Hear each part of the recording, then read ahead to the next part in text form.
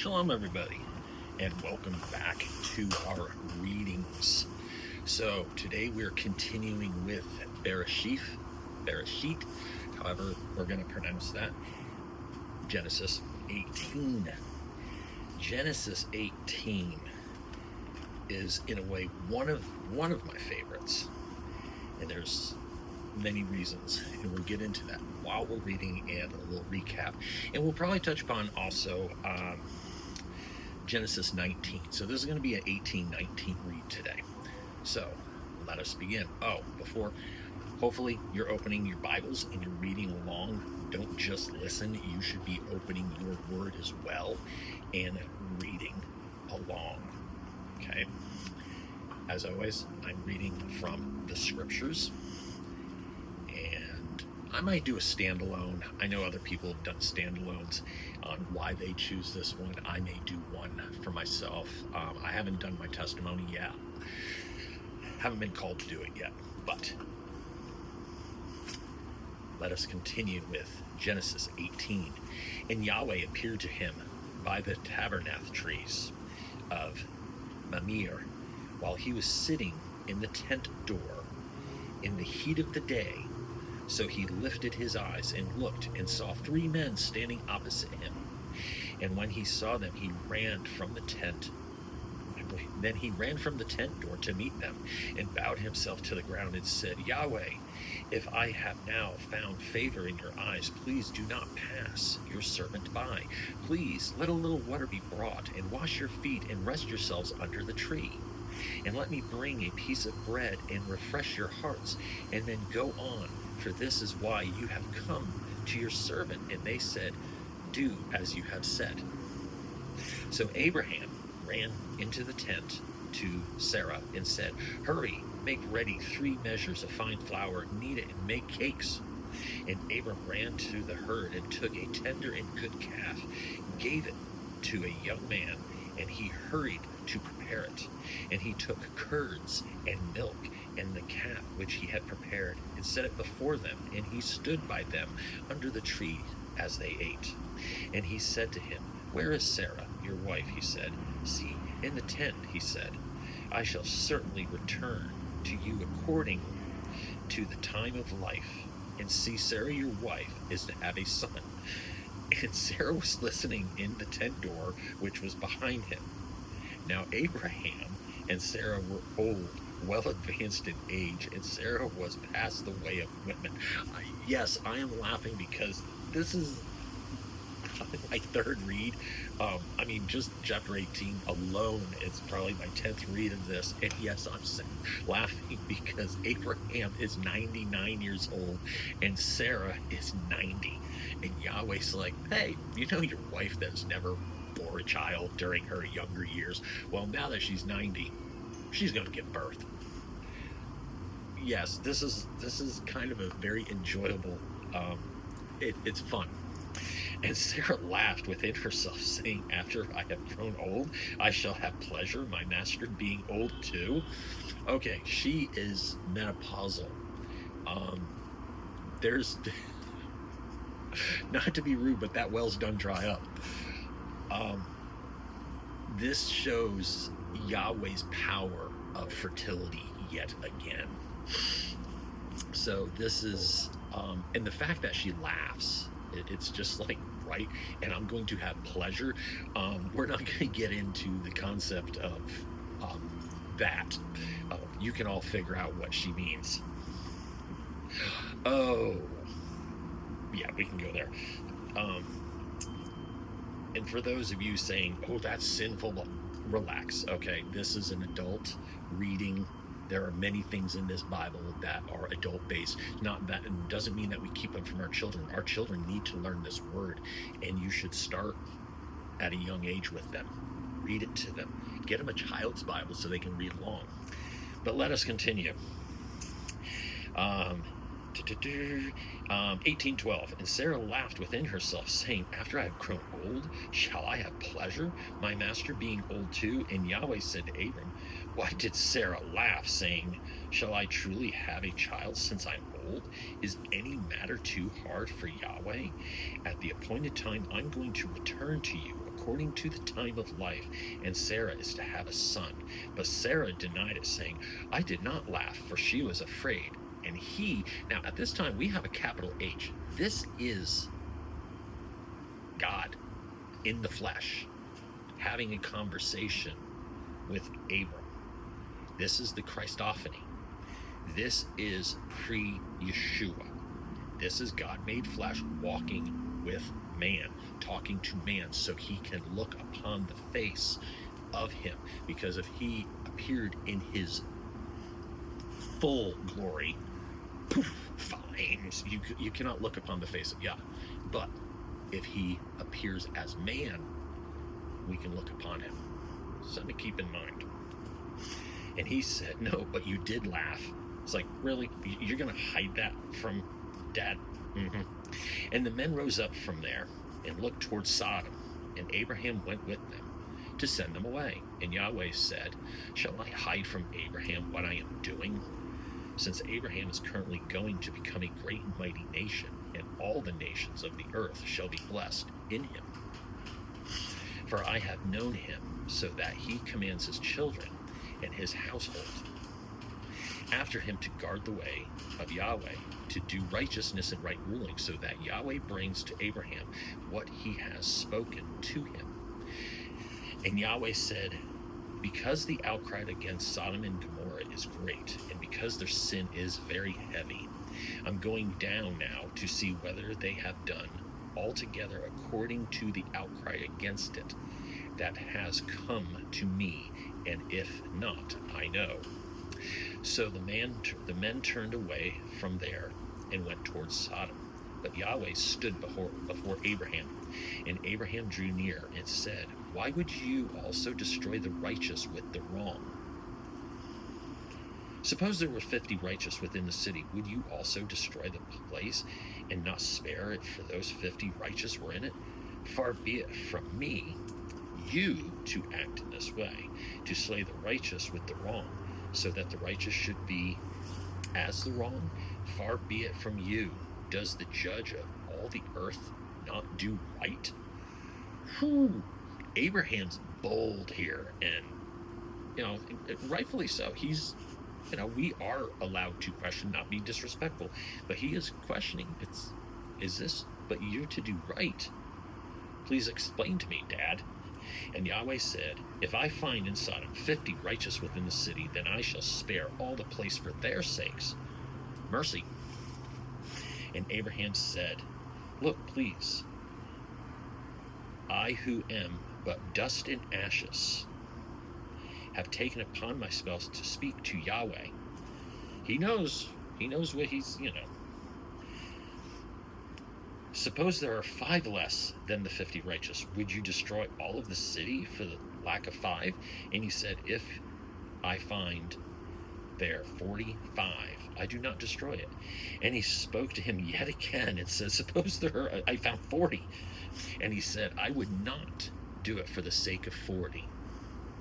So Abraham's not finding 50, not finding 45, not finding 40.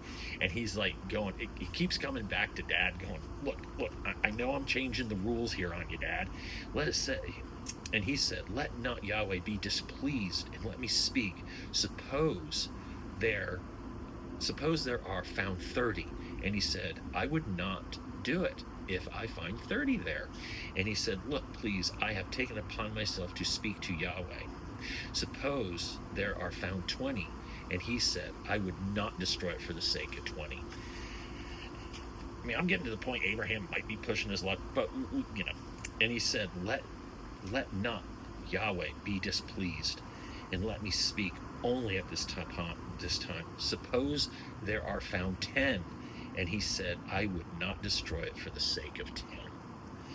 Then Yahweh went away as soon as he had ended speaking to Abraham, and Abraham returned to his place. It's the end of 18. I'm going to do a little recap here.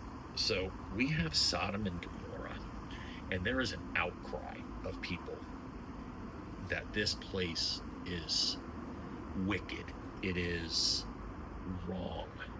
And we could go in that maybe it's we're dealing with corrupted blood again, corrupted flesh. or it's just a truly wicked, wicked place. And Abraham is just searching Dad's mercy. And hey, there's got to be 50 people here. Nope. He brings it down to, look, if I can find 10 people, just 10, will you spare it? Dad's like, yeah. Do you think God didn't know? Do you think Yahweh did not know that there was less than 10 righteous people in that town, if any? Dad knew. So why did he do this? Why did he let Abraham come back and forth over and over again? Because he had to show Abraham that his wiping out of the city was righteous. It was done. This was for Abraham's sake. It wasn't for God. It wasn't for Yahweh's sake. It was for Abraham's. So Abraham could say, oh, it truly is despicable. And we can go into the whole back history of Sodom and Gomorrah. A lot of people like to say, well, it's because it was the first community of these types of people. I don't, the LGBTQ, it was all because it was all homosexuality, and it was wiped out because it was all homosexual. No, there's a little more to that. You don't get that per se in the word of the Bible. However, there are other written texts, and some of these written texts were actually taken out of the Bible by other churches, other leaders, and stuff like that. And one of the books is the book of Jasher. It is part of the Apocrypha. It is a non-canonical. And the Apocrypha goes and tells a story of the four, I believe it's the 4 judges of Sodom, and one of Lot's daughters, who actually is ended up burned at the stake by the judges within Sodom. What they would do to travelers is they would come up and give them a coin. People would hand them coins and say, oh, you can only spend this money here. And I'm paraphrasing the story. You can only spend this money here. And the people would walk through, can I have it? Try. I mean, they would get denied. Nope, wrong coin, wrong coin. Nope. Eventually, they would starve to death. And what would happen is the people would rush to the body to find their coin. And if they found their coin, they would take the clothes and the whatever the person had. They would strip the person naked and just leave them there to rot. Really good city. Yeah. Well, Lot's daughter, and I can't remember her name. I actually don't have my notes, and I really should have my notes. I'll try to do better next time. His daughter saw a man starving. She brought him in, gave him drink, gave him bread to help nourish him, because how long was the man sitting there starving to death and no one would do anything? They just looked at him. They would not help a brother, a sister. They just looked and watched them die. It says something about us in today's society when we look about someone disadvantaged or something. Do we walk away? Do we scoff? Do we wait till they die so we can rob them of their goods? How far away are we as a culture from Sodom and Gomorrah? I know a lot of people, it's like, you know what? I'm looking at some of these cities and wow, it's bad. And you know what? If God doesn't smoke that city pretty soon, I think he owes Sodom and Gomorrah an apology. But who am I to say there's not 50 righteous or 1,000 righteous still? But it's a cute little joke. I get it. So Lot's daughter was found guilty of these charges. She was brought up to the judges, and because that she showed compassion and mercy on a traveler, she was burned. She was killed. That is a wicked, wicked place. So let us continue on to 19. And the 2 messengers came to Sodom in the evening, and Lot was sitting at the gate of Sodom. And when Lot saw them, he rose up to meet them, and he bowed himself with his face toward the ground, and he said, look, please, my masters, please turn to your servant's house and spend the night and wash your feet and rise early and go your way. And they said, no, but let us spend the night in the open square. But he urged them strongly, and they turned to him and came into his house. He's like, dude, don't be sleeping in the square. No, it's not good. Come to my house. I have protection and covering under my roof for you. Please come. And these are messengers. Remember what we said about the word messenger. It's lowercase messengers. These are angels. Okay? When we see messengers in the Bible, lowercase, the messengers are angels. Capital M, that's Yeshua. 19:3, but he urged them strongly, and they turned to him and came into his house, and he made them a feast and baked unleavened bread, and they ate. Before they lay down, the men of the city, the men of Sodom, both old and young, all the people from every part surrounded the house. I'm like, fresh meat. This is pretty messed up. And they called to Lot and said to him, where are the men who came to you tonight? Bring them out to us, and let us know them. They want to know them. They want to know these men. So basically, they want to sleep on them. You can't read between the lines. Bring them out to us, and let us know them. So Lot went out to them through the doorway and shut the door behind him, and he said, please, my brothers, do not do evil. Look, please, I have 2 daughters who have not known a man. Please, let me bring them out to you, and do to them as you wish. Only please let me bring them out to you, and do to them as you wish. Only do no deed to these men, because they have come under the shadow of my roof. Oh yeah, I want to take a pause here. I have a daughter. My daughter, I am her dad, her protection. For Lot to offer his daughters to these men to do as he pleases, that's bold. I mean, he does not want to see this wickedness brought upon Sodom and Gomorrah, and he's willing to offer up his daughters. I don't know if I could do it. I couldn't. I don't know if I could do it. That's a tough one. But Lot was willing to do that. That possibly that's a deeper discussion that maybe at a later time. But they said, stand back, and they said, this one came into sojourn, and should he always judge? Now we are going to treat you worse than them. So Lot is trying to stop them from raping these men, and now they're like, oh, we're going to do worse to you now. So they pressed hard against the man, Lot, and came near to break down the door. But the men reached out of their hands and pulled Lot into the house with them and shut the door.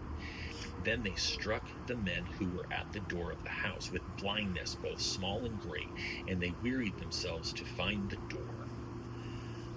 Yeah, you just got hit with some mojo from these angels. 19:12. And the man said to Lot, have you anyone else here, son-in-law, and your sons and your daughters, to whom you have in the city? Bring them out to this place, for we are going to destroy this place, because the cry against them has grown great before the face of Yahweh, and Yahweh has sent us to destroy it. And Lot went out, spoke to his son-in-laws, who had married his daughters, and said, get up, get out of this place, for Yahweh is going to destroy this city. But to his son-in-law, he seemed to be as one joking. His son-in-law was like, yeah, whatever. Yeah, go ahead.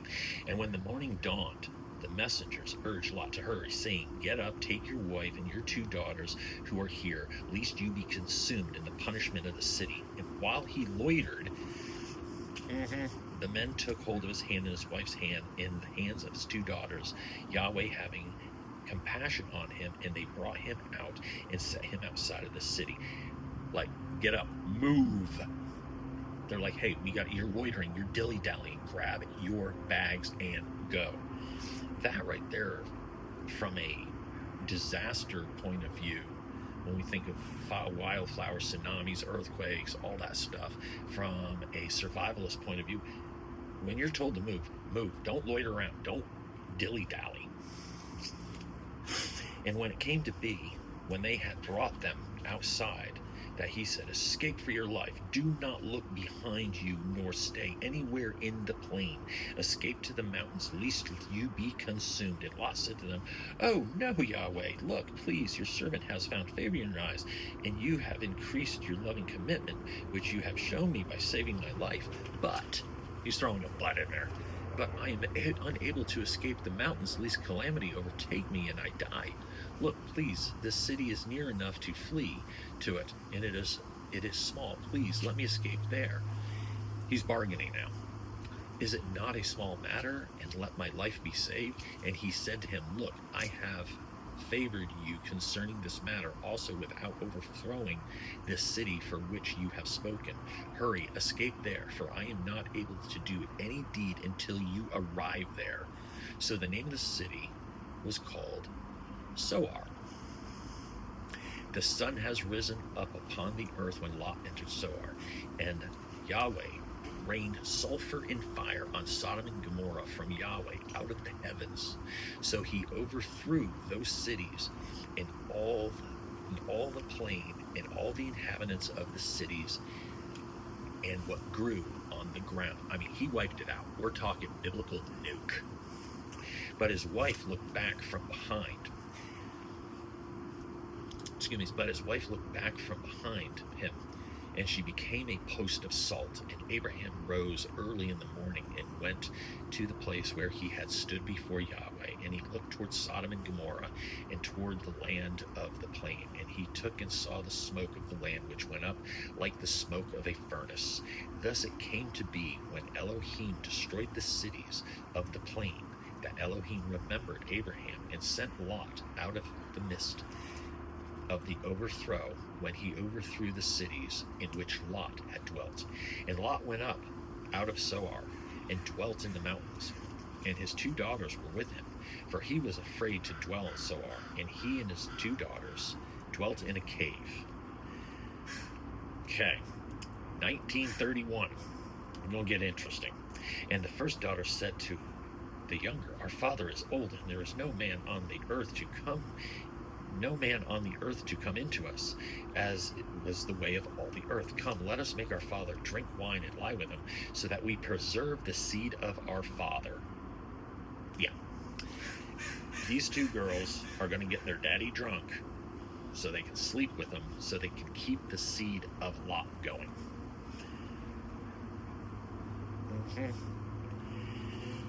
So they made their father drink wine that night, and the firstborn went in and laid with her father, and he was not aware of it. And when she laid down, or when she arose, and it came to be the next day, that the firstborn said to the younger, See, I lay with my father last night. Let us make him drink wine tonight as well, and you go in and you lie with him, and that we keep the seed of our father. So they made their father drink wine that night as well, and the younger arose and laid with him, and he was not aware of it when she laid down or when she arose. Thus both the daughters of Lot became pregnant by their father, and the firstborn bore a son, called his name Moab, and he is the father of the Moabites to this day. And the younger, she also bore a son, and called his name Ben-Ammi, and he is the father of the children of Ammon to this day. And we're going to stop there, because that was some really powerful stuff to talk about. Some very interesting decisions made. And we're finding out where a genealogical line has started. The Moabites and the Ammonites. Now,